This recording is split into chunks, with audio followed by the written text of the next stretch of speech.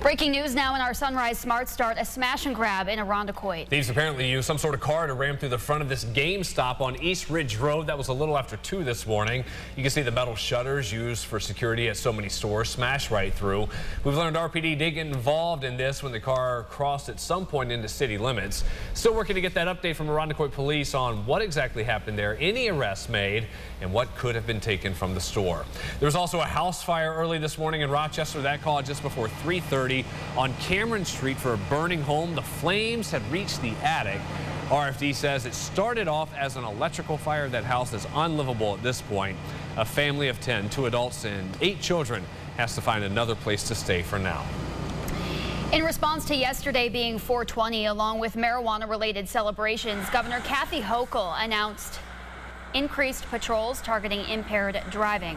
More state police and local law enforcement have completed specific training to identify drivers who really shouldn't be behind the wheel due to their use of drugs, including marijuana, even though it's legal for adults. A spokesperson for MCSO says they're out in full force as the weather gets warmer. They add these warnings apply to everyone, even if you don't drink or get high.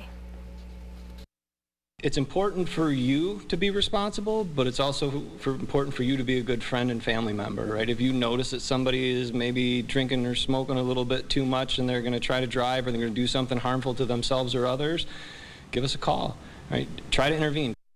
In addition to jail time, driving while under the influence could cost drivers $10,000 in attorney fees, fines, court costs, lost time at work, not to mention higher insurance rates and possible towing fees. Those with previous convictions related to cannabis offered the chance to clear their records now that New York has legalized marijuana.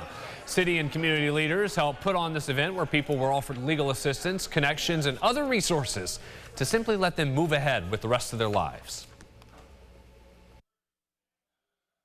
And we also don't want you to just think about employment. We want you to think about entrepreneurial paths. Cannabis creates a new pathway for you and a lot of opportunity. And so I want you guys to, continue to spark interest in this and think about your transferable skills and what you really have to add. There's value there. Community advocates at the event also tell us expunging these records could also have the chance to reduce future crime. Local state Democratic Senator Jeremy Cooney, several other leaders as well, supporting the expungement clinic in Rochester. Cooney was also appointed the chair of a new cannabis committee in the Senate. In that role, he's expected to serve as a champion for the equitable launch of adult use recreational marijuana and medical cannabis. All schools in Genesee County went into lockout yesterday after a threatening phone call was made to the Veterans Administration hotline. Batavia police say the call came around 1 p.m. yesterday from a man threatening to shoot up a school. Police traced the call to the city of Batavia area and immediately sent patrols to all schools in the county. Schools were put in lockout for about an hour while investigators worked until they determined that threat was not credible.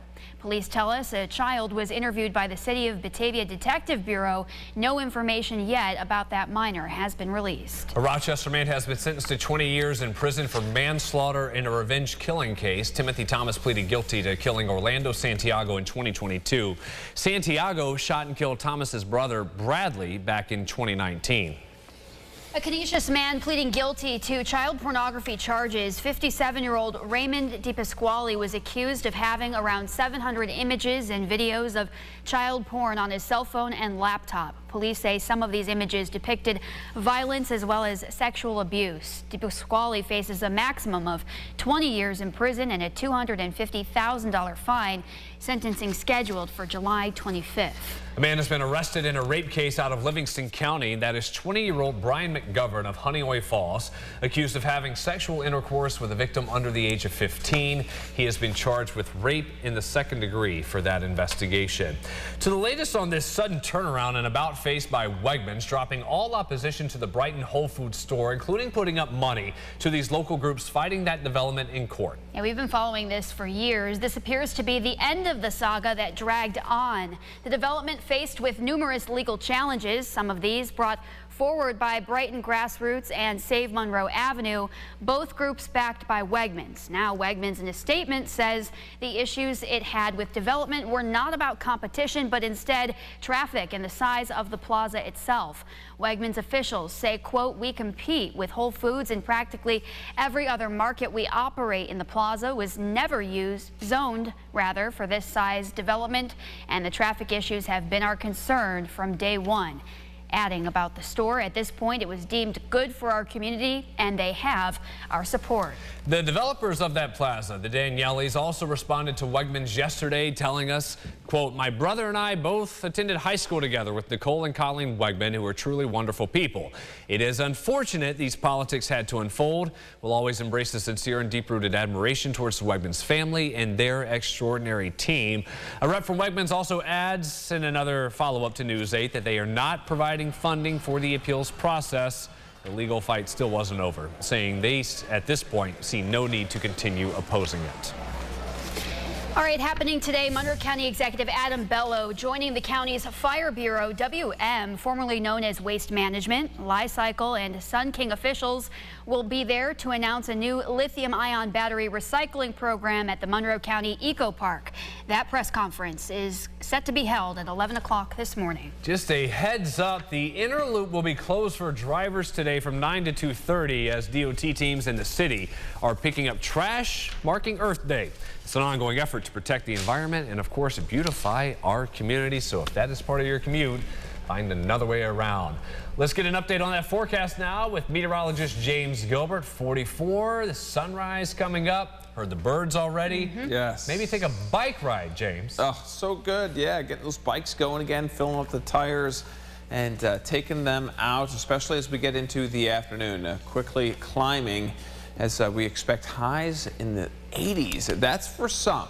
The caveats here along Lake Ontario. I fully expect there to be a lake breeze that develops this afternoon that keeps those along Lake Ontario. So if you see 80s and you want to go to the beach, bring a sweater because it's going to be a lot colder along the shoreline. We'll have bus stop forecast as well as the rest of the weekend outlook at the end of the show. Brennan, how are the roads looking this morning? Doing okay, James. Thank you for that. All green on the main expressways as we look at your sunrise traffic again. A major detour today. Keep in mind the cleanup crews out on the inner loop, and then as well what we'll have on our website, the detours with the half marathon coming up Sunday downtown. A lot of sun already.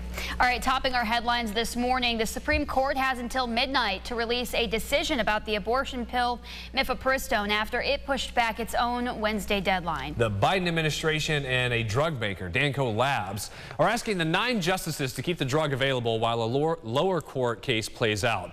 That emergency request comes after an appeals court imposed certain restrictions on the pill that would widely limit its availability. Special prosecutors for the deadly shooting on the set of the film Rust announced they have dropped the involuntary manslaughter charge against actor Alec Baldwin. In a statement, they say new facts were recently revealed that demanded further investigation and did not rule out charging Baldwin in the future. Hannah Gutierrez-Reed, the film's weapons supervisor, is still facing an involuntary manslaughter charge. The North Carolina man who neighbors say shot and wounded a 6-year-old girl and her parents Tuesday has turned himself in Florida. 24-year-old Robert Louis Singletary will appear in court today. That is for extradition hearing, taking him to the Charlotte area. Officials say he started firing after the girl went to retrieve a basketball that went into his yard. Well, a reach for the stars, but coming up a bit short yesterday. The massive SpaceX rocket lifting off on its first test flight at nearly 400 feet tall. The Starship is the biggest and most powerful rocket ever built. It's designed to bring Elon Musk's company a step closer to sending humans back to the moon and one day maybe even Mars. The launch unfortunately didn't go quite as planned. After 4 minutes in, the rocket exploded over the Gulf of Mexico. See the video there. The Federal Aviation Administration, FAA, will now oversee an investigation into this. How about this? The Lollipop Vet Clinic partnered up with Alley Cat Allies Feline Frenzy yesterday. Organizers helped to spay and neuter around 100 local cats and kittens. In just one day, they came close to that goal. With 96 in total, the event includes vaccinations, microchips, and other necessary vet care. The group covered the cost of all care and procedures with the goal of helping to decrease the population of stray cats so that shelters don't become overcrowded. They add this is even more important as we head into the warmer months. Our clinic has been doing an amazing job. They are incredible. You know, last year they did 9,000 surgeries last year, and then so today they're going to do 100 more for Rochester's community, and it's just a really exciting event.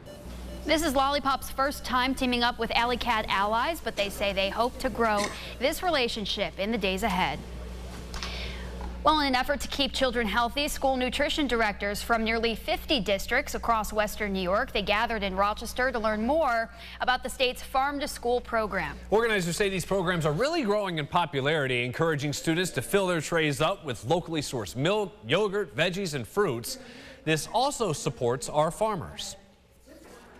Helps support the community. There's a New York State 30% initiative, and we've met that with all 15 of our districts. That means that 30% of our lunch budget we spend on New York products.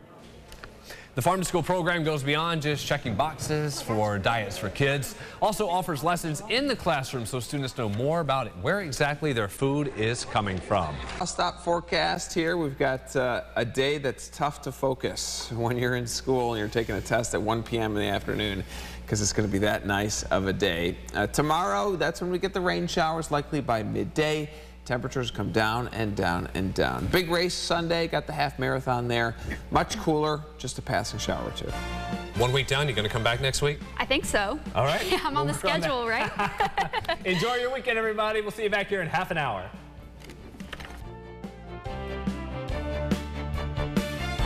Follow News 8 wherever you are on RochesterFirst.com, Facebook, Twitter, and on our app for news and weather.